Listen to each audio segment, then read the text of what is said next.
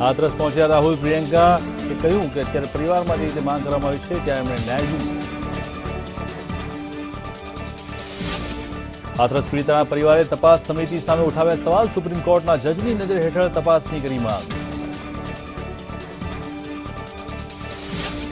સુશાંત કેસમાં એમ્સની ફોરેન્સિક્સ રિપોર્ટમાં હત્યા નથી, આત્મહત્યાનો થયો છે ખુલાસો. આત્મહત્યાના વિવિધ પાસાઓ પર સીબીઆઈએ હાથ ધરી તપાસ.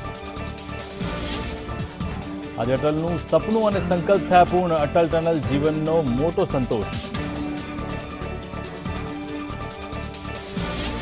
ડીઆરડીઓ દ્વારા સૌર્ય મિસાઇલનું સફળ પરીક્ષણ. પરમાણુ હથિયાર વહન માટે સક્ષમ છે સૌર્ય મિસાઇલ. 31 ઓગસ્ટ સુધી મેરિટોનિયલ લાભ લેવા લોકોએ હશે હવે રાહત મળી. હવે સરકાર ચૂકવશે વ્યાજ.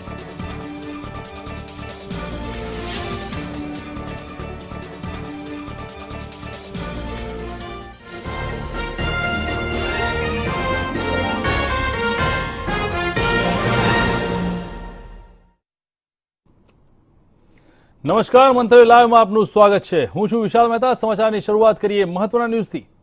એક તરફ હાથરસ પર રાજકારણ ગરમે છે તો બીજી તરફ હાથરસ મામલે મંતવ્ય ન્યૂઝ પર સૌથી મોટા સમાચાર સામે આવ્યા છે. હાથરસ કાંડ પર સરકારનો સૌથી મોટો એક્શન, જેની અંદર અત્યારે હાલમાં યોગી સરકારે આપ્યા છે સીબીઆઈને તપાસના આદેશ. રાજકીય વિરોધના વમળ સામે જે રીતે પીડિતાના પરિવારે પ્રાસંગિક સામે ઉઠાવ્યો છે. હાથરસ કાંડ પર સરકારનો સૌથી મોટો એક્શન, જેની અંદર સીબીઆઈને તપાસના આદેશ આપવામાં આવ્યા છે. યોગી સરકારે આપ્યા છે સીબીઆઈને તપાસના આદેશ. હાથરસ કાંડ કે જે છેલ્લા ઘણા સમયથી વિવાદમાં છે, રાજકીય વિરોધના વમળ સામે ઝૂકી છે સરકાર અને પીડિતાના પરિવારને પ્રશંસક સામે ઉઠાવ્યા છે સવાલ. પ્રશાસન સામે જે રીતે સવાલ ઉભા થઈ રહ્યા છે તેને લઈને અત્યારે હાલમાં સીબીઆઈને તપાસના આદેશો આપવામાં આવે છે.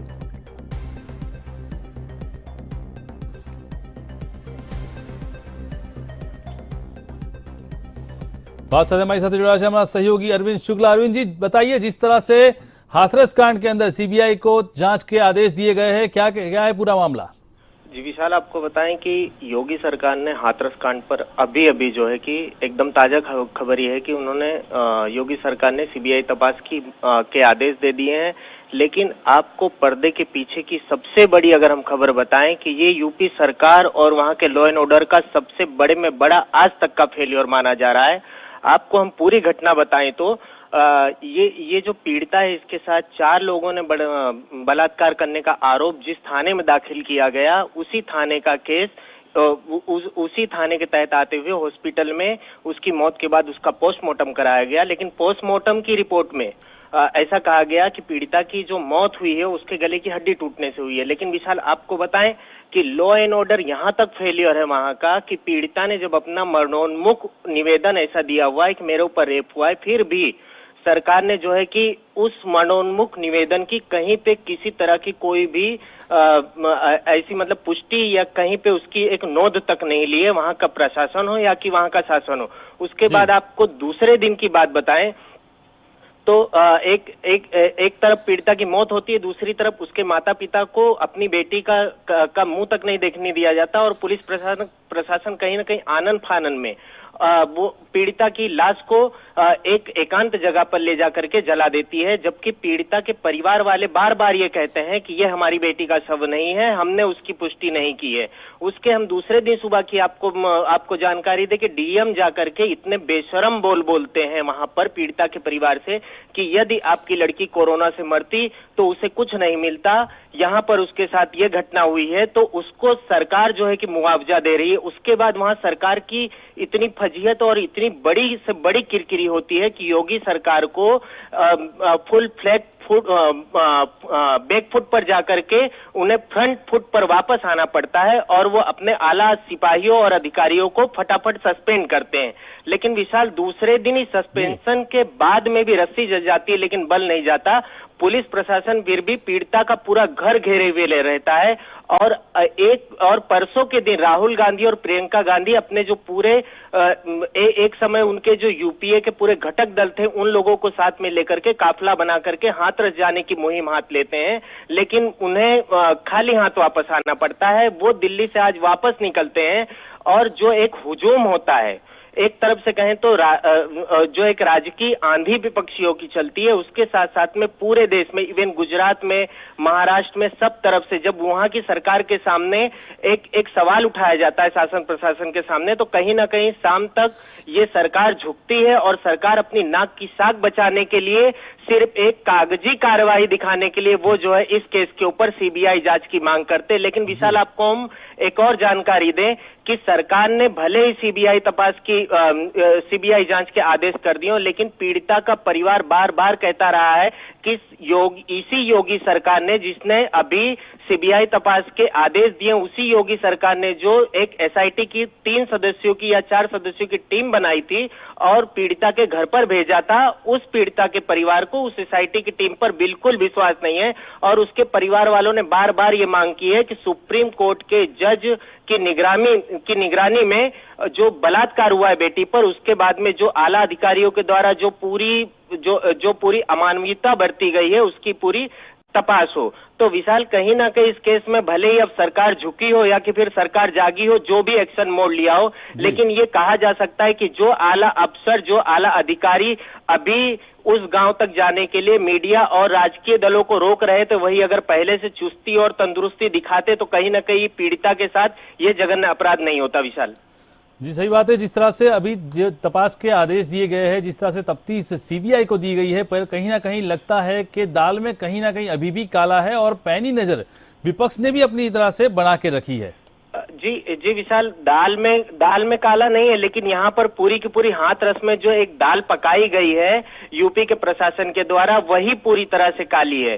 क्योंकि एक तरह से यूपी का जो लॉ एंड ऑर्डर है वो कुछ सीएम योगी आदित्यनाथ के हाथ में है, और सीएम योगी आदित्यनाथ पहले से ही क्रिमिनलों के सामने अपने एकदम अलग और सख्त अंदाज के लिए जाने जाते हैं।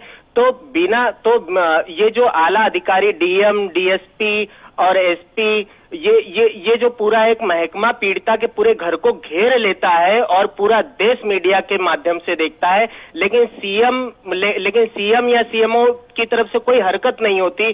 तो कहीं ना कहीं ये जो तपास है, ये सिर्फ कागजी कार्यवाही ना बन करके रह जाए, ये एक तरह से आज की तारीख में मीडिया का भी एक परिप्रेक्ष्य बनता है, और जो राजकीय दल, भले वो विरोध दल के हो या कि फिर सीपीएम के हो, टीएमसी के हो, उनकी भी जो है एक पुरजोर जिम्मेदारी बनती है कि पीड़िता को न्याय मिले। जी, आभार अरविंद जी। जिस तरह से अरविंद जी ने बताया कि अभी जिस तरह से कार्रवाई शुरू हुई है, એટલે અત્યારે હાલમાં જે રીતના તપાસના આદેશો આપવામાં આવ્યા છે, સીબીઆઈ ને તપાસના આદેશ આપ્યા બાદ જે કાર્યવાહી શરૂ કરવામાં આવી છે તેની અંદર હાલમાં એવું લાગી રહ્યું છે કે માત્ર તપાસ કાગળ પર જ છે, પરંતુ ક્યાંક ને ક્યાંક હજી પણ આ કેસની અંદર કંઈક ભીનું સંકેલવાની કોશિશ કરવામાં આવતી હોય તેવું ના માત્ર જનતા પરંતુ વિપક્ષનું પણ માનવું છે।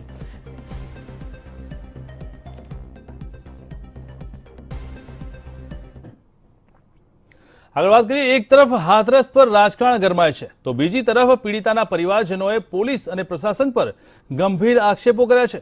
પરિવારનું કહેવું છે કે તપાસ સમિતિ આરોપો અને મહેરબાન છે। બળાત્કારના આ મામલાની તપાસ સુપ્રીમ કોર્ટના જજની નજર હેઠળ થાય તેવી માંગ પણ પરિવારજનોએ કરી છે।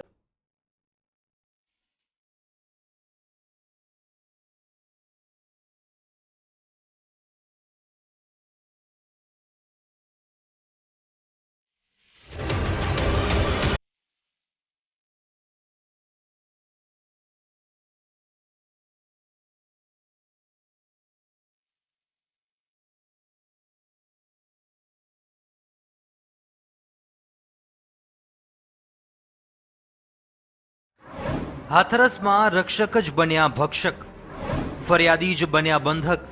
પીડિતાના પરિવારને પોલીસ પર નથી વિશ્વાસ, પોલીસ પર આરોપીઓ સાથે મિલીભગતના આક્ષેપ, સુપ્રીમના જજની નજર હેઠળ તપાસની માંગ। યુપીના હાથરસમાં દલિત યુવતી પર ગેંગરેપ કરીને તેની હત્યા કરવાના મામલાએ આખા દેશમાં વિરોધનો વંટોળ ઊભો થયો છે। આ બધાની વચ્ચે પીડિતાના પરિવારજનોએ ચોંકાવનારા આક્ષેપો કર્યા છે.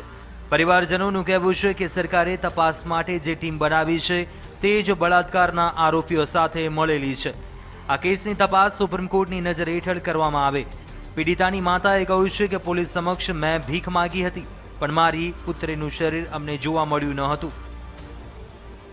અમે સીબીઆઈની તપાસની નહીં પણ સુપ્રીમ કોર્ટના જજની નજર હેઠળ સમગ્ર મામલાની તપાસ થાય તેમ ઈચ્છી રહ્યા છીએ.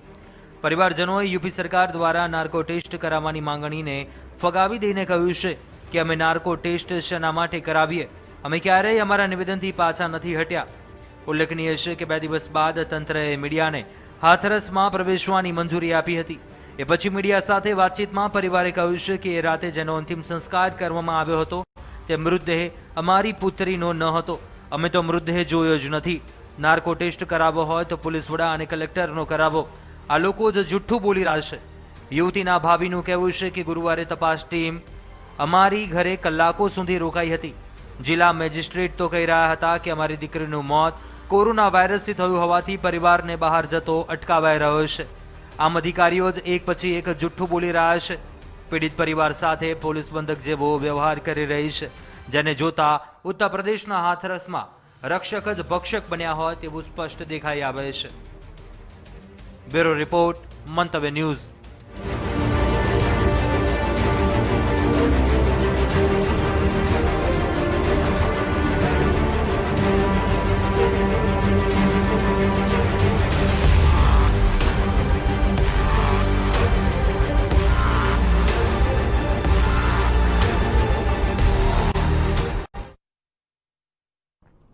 બહુચર્ચિત સુશાંત રાજપૂત કેસમાં એમ્સનો ફોરેન્સિક રિપોર્ટ આવી ગયો છે. રિપોર્ટમાં સુશાંતની હત્યા નહીં પરંતુ આત્મહત્યા થવાના દાવા કરવામાં આવ્યા છે. ત્યારે હવે સીબીઆઈ સુશાંતની આત્મહત્યાનો કોયડો ઉકેલવા નવી થિયરી પર કામ કરવા સજ્જ બની છે.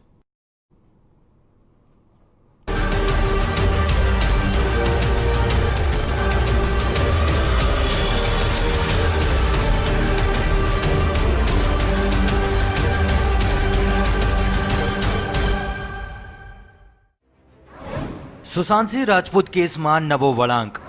સુશાંતસિંહ રાજપૂત મોત કેસમાં એમ્સનો ઘટસ્ફોટ. સુશાંતસિંહની હત્યા નહીં, આત્મહત્યા છે. હોનહાર અભિનેતા સુશાંતસિંહ રાજપૂતની હત્યા નથી થઈ. સુશાંતે આત્મહત્યા કર્યો હોવાનો ખુલાસો થયો છે. એમ્સના ફોરેન્સિક રિપોર્ટમાં ઘટસ્ફોટ થયો છે કે સુશાંતસિંહની હત્યા થઈ નથી, તેણે આપઘાત કર્યો છે. એમ્સે આ રિપોર્ટ સીબીઆઈને સોંપી દીધી છે. એમ્સના ફોરેન્સિક રિપોર્ટમાં સુશાંતની હત્યા થઈ હોવાની વાતને ખોટી ઠરાવાઈ છે અને એમ્સના રિપોર્ટમાં જણાવવામાં આવ્યું છે કે સુશાંતની હત્યા થઈ હોય એવો એક પણ પુરાવો ફોરેન્સિક તપાસમાં હાથ નથી લાગ્યો. એમ્સના મેડિકલ બોર્ડે મુંબઈની કુપર હોસ્પિટલ દ્વારા અપાયેલા રિપોર્ટ સાથે પોતાના તારણોને તપાસ્યા હતા અને ત્યારબાદ સીબીઆઈને આ રિપોર્ટ સોંપી દીધો હતો. સીબીઆઈ આ બાબતમાં અત્યાર સુધીમાં 20 લોકોની પૂછપરછ કરી ચૂકી છે. શું સુશાંત ડિપ્રેશનનો શિકાર હતો? શું સુશાંત જાણતો હતો કોઈ રાઝ? શું સુશાંતને કોઈની ધાક ધમકીનો હતો શિકાર? તો શું સુશાંતને કોઈએ હત્યા માટે ઉશ્કેર્યો? હવે સીબીઆઈ આ કેસની તપાસ સુસાઇડ એંગલને ધ્યાનમાં રાખીને કરશે. સીબીઆઈએ તપાસ કરવાની છે કે સુશાંતે કોઈની ઉશ્કેરણીથી આપઘાત કર્યો હતો કે પોતાની જાતે આ પગલું ભર્યું. એ ડિપ્રેશનનો શિકાર થયો હતો કે પછી ડ્રગ્સની અસર હેઠળ આપઘાત કરવા પ્રેરાયો હતો? એને આપઘાત કરવા પ્રેરે એવી કોઈ ધાકધમકી મળી હતી કે બધું યોગાનું યોગ બન્યું હતું? આ સવાલોના જવાબ હવે સીબીઆઈએ શોધવાના છે. હવે સુશાંતને ત્યાંથી મળેલા laptop, hard disk, Canon camera અને 2 મોબાઈલ ફોનની તપાસ બાકી છે. તેની તપાસ પૂરી થયા બાદ સીબીઆઈ પોતાનો નિષ્કર્ષ જાહેર કરશે તેમ માની શકાય. હજુ પણ જો કોઈ કડી એવી મળશે કે જે એમ સૂચવે કે સુશાંતની હત્યા થઈ હતી તો તેને ઇન્ડિયન પિનલ કોડની 302ની કલમ સાથે જોડી દેવામાં આવશે. ઉલ્લેખનીય છે કે સુશાંત સિંહ રાજપૂતનો મૃતદેહ જૂનની 14મીએ તેના ઘરમાં સીલિંગ ફેન પર લટકતો મળી આવ્યો હતો. તે સમયે ઘરમાં તેનો રસોઈયો અને એક દોસ્ત સિદ્ધાર્થ પીઠાણી હાજર હતો. સુશાંતના અકાળે મોતે અનેક તર્ક વિતર્ક સર્જ્યા હતા અને અકાળ મોતની તપાસ દરમિયાન જ બોલિવૂડના ડ્રગ્સ કૌભાંડની વિગતો બહાર આવી હતી. ત્યારે હવે એમ્સની રિપોર્ટમાં સુશાંતની હત્યા નહીં આત્મહત્યા થયા હોવાનો ખુલાસો થતાં સીબીઆઈ માટે તપાસની નવી રાહ અપનાવવાનો સમય પાકી ગયો છે.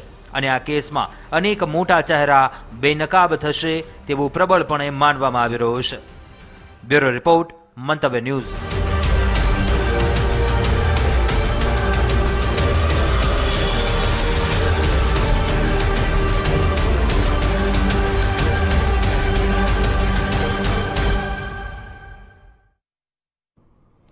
મંતવ્ય લાઈવમાં સમાચારોનો પ્રવાહ આગળ પર ચાલુ રહેશે, પરંતુ હાલ રોકાઈએ એક નાનકડા વિરામ માટે.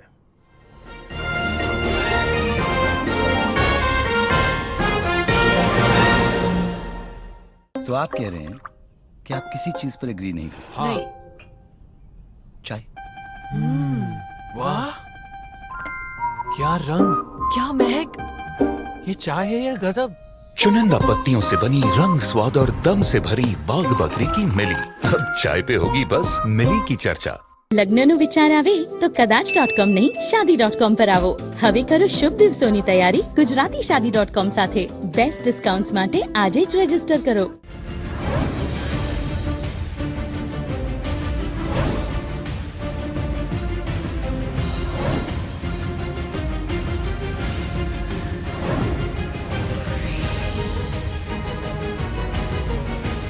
હશે સરગમનો સાથ, સૂરોનો હશે સંગાથ. જ્યારે સંગીતથી મળશે દિલ, ત્યારે મધુર ગીતોની સજશે મહેફિલ. એક પ્યાર કા નગમા હૈ.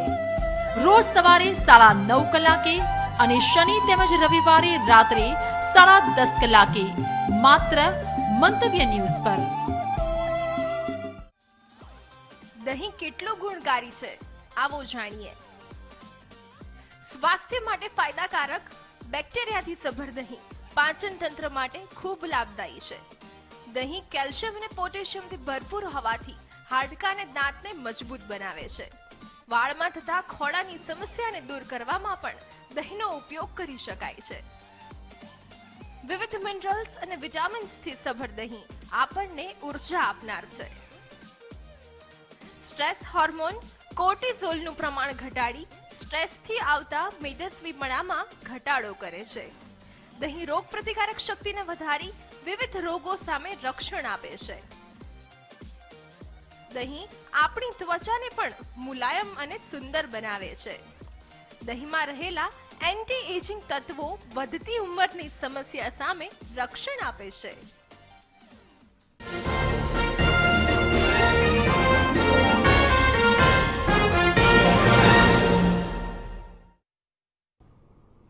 Welcome back. આગળ વાત કરીએ. પ્રધાનમંત્રી નરેન્દ્ર મોદીએ અટલ ટનલનું ઉદ્ઘાટન કર્યું હતું. ત્યારે અટલ ટનલની લેહ મનાલી વચ્ચેનું અંતર 46 કિલોમીટર ઘટી જશે. સાથે જ ચીન પાકિસ્તાન બોર્ડર પર ભારતની રણનીતિક તાકાત પણ વધશે. અટલ ટનલ દુનિયામાં સૌથી લાંબી ટનલ છે, જે 9.2 કિલોમીટર લાંબી ટનલ મનાલીને વર્ષભર લાહૌલ સ્પિતિ ઘાટી સામે જોડતી રાખશે. પહેલા આ ઘાટી લગભગ 6 મહિના સુધી ભારે બરફવર્ષાના કારણે બંધ રહેતી હતી, પરંતુ અત્યારે આ ઘાટીને કાપીને ત્યાં અટલ ટનલ બનાવવામાં આવી છે.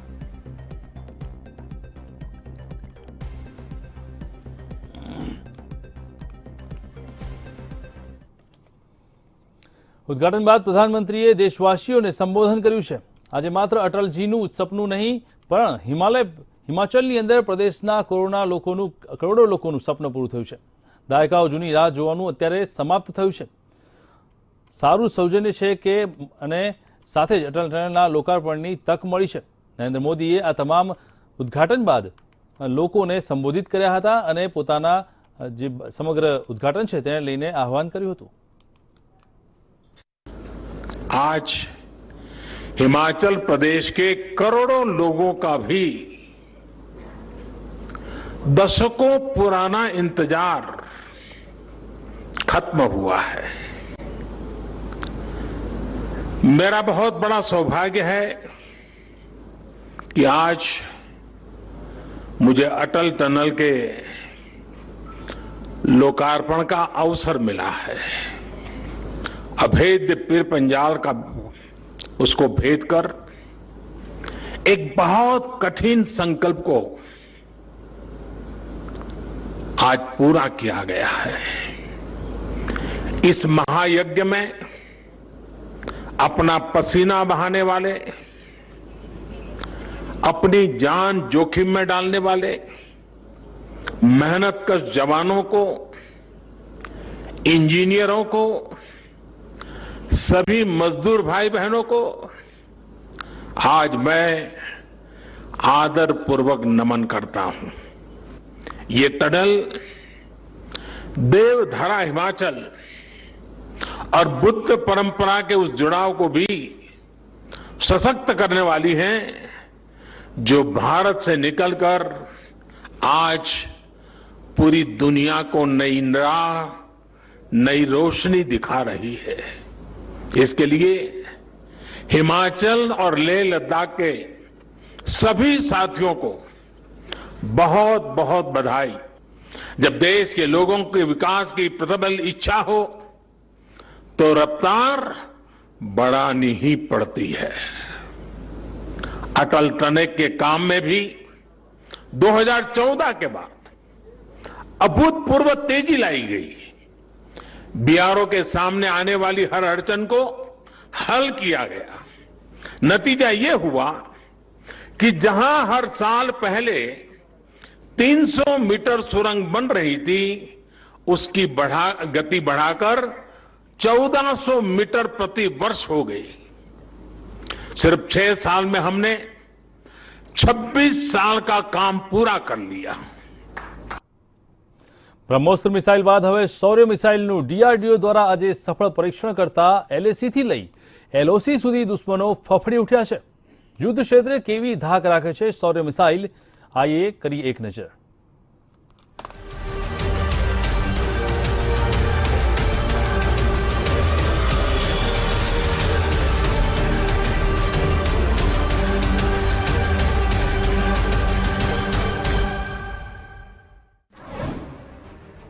હિન્દુસ્તાને કર્યું શક્તિ પ્રદર્શન, એલએસીથી લઈ એલઓસી સુધી શત્રુમાં ફફડાટ।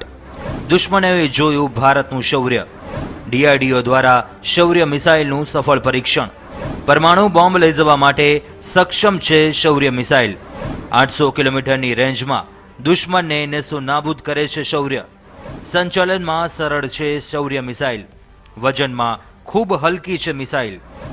પૂર્વીય લદાખ મોરચે ચીન સાથેના ટકરાવાના માહોલની વચ્ચે ભારતે વધુ એક મિસાઇલનું સફળ પરીક્ષણ કર્યું છે। શૌર્ય મિસાઇલ પરમાણુ બોમ્બ લઈ જવા માટે સક્ષમ છે। સરકારના સૂત્રોની માનીએ તો ઓરિસ્સાના બાલાસોર પરીક્ષણ સેન્ટર ખાતેથી મિસાઇલનું પરીક્ષણ કરવામાં આવ્યું છે।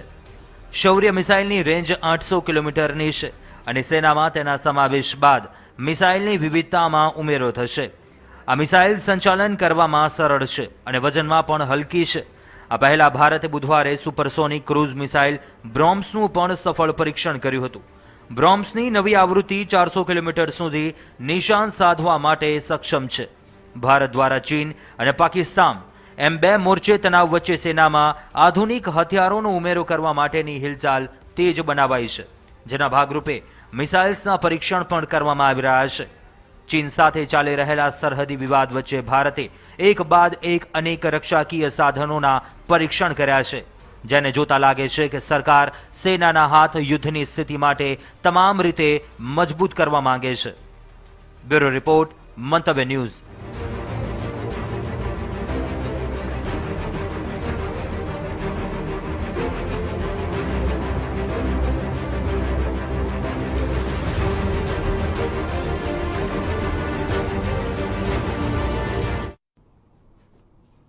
જેલની અંદરની બંધિયાર જિંદગીમાં પણ હવે સંગીત સાથે મનોરંજન નવો યુગ જોવા મળશે।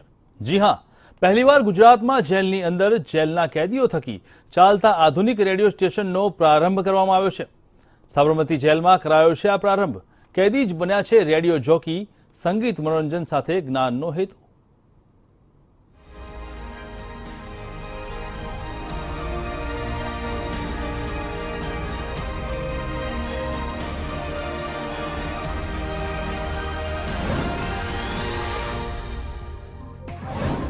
હવે સેન્ટ્રલ જેલમાં રેડિયો સ્ટેશન, સાબરમતી જેલમાં કરાયો પ્રારંભ। કેદી જ બન્યા રેડિયો જોકી, સંગીત મનોરંજન સાથે જ્ઞાનનો હેતુ। બોલિવૂડ અભિનેતા સંજય દત્ત પોતાના જેલવાસ દરમિયાન મુંબઈની યરવડા જેલમાં રેડિયો જોકીનું કામ કરી ચૂક્યા છે. બસ કંઈક એ જ રીતે કેદીઓને બંધિયાર વાતાવરણમાં મનોરંજન અને સંગીત સાથે જ્ઞાન પણ પીરસવાના હેતુથી અમદાવાદની સાબરમતી સેન્ટ્રલ જેલમાં રેડિયો પ્રિઝનનો પ્રારંભ કરવામાં આવ્યો છે. જેલમાંથી જ 10 કેદીઓને રેડિયો જોકી તરીકે પસંદ કરાયા છે, જેને હાલમાં જાણીતા આરજે તાલીમ આપી રહ્યા છે. જે कैदी भाइयों છે જે આ કલાથી એ લોકો વાકેફ છે, they are into singing and conducting programmes, તે એ ભાઈઓને સિલેક્ટ કર્યું છે. પ્રાયોગિક ધોરણે ચાલુ કરાયેલું આ રેડિયો સ્ટેશન સવારે 8 થી 12, સાંજે 3 થી 6 ચલાવવામાં આવશે. જો સફળતા મળી તો બાદમાં રાજ્યની તમામ 28 જેલમાં આ પ્રકારના રેડિયો સ્ટેશન ચાલુ કરાશે. કેદીઓ જ્યારે સજા પૂરી કરીને જાય ત્યારે તેમના સંઘર્ષની કહાની પણ આ જ રેડિયો સ્ટેશન પર પ્રસારિત કરવામાં આવશે. Educational, legal add, psychological counselling અને સ્કિલ ડેવલપમેન્ટ, એ તમામ ક્ષેત્રોમાં એ લોકોને પ્રોત્સાહન આપશે, કાર્યક્રમો થશે અને એ બાબતમાં कैदी ભાઈઓને ખૂબ સફળતા મળશે અને દરેક કાર્યક્રમ એ લોકોને ઉપયોગદાયક બનશે. સ્વતંત્રતા આંદોલનમાં અનેકવાર જેલવાસ ભોગવનારા મહાત્મા ગાંધીના જન્મદિવસે જ આ રેડિયો સ્ટેશનનો પ્રારંભ કરાયો. જેલના બંધિયાર વાતાવરણમાં મનોરંજન ઉપરાંત શૈક્ષણિક, કાયદાકીય અને સ્વાસ્થ્ય સંબંધી જ્ઞાન આપવાના હેતુ સાથે ચાલુ કરાયેલું આ રેડિયો સ્ટેશન ચોક્કસથી કેદીઓ માટે નવી ઉર્જા આપનારું બની રહેશે. માનસી પટેલ સાથે બ્યુરો રિપોર્ટ, મંતવ્ય ન્યૂઝ.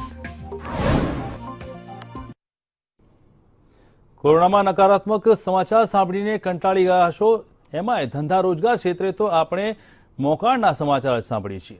જો કે આજનો અહેવાલ તમામ ગુજરાતીઓની આંખમાં આશાની એક નવી ચમક લાવી દેશે. આવો જોઈએ આ અહેવાલ.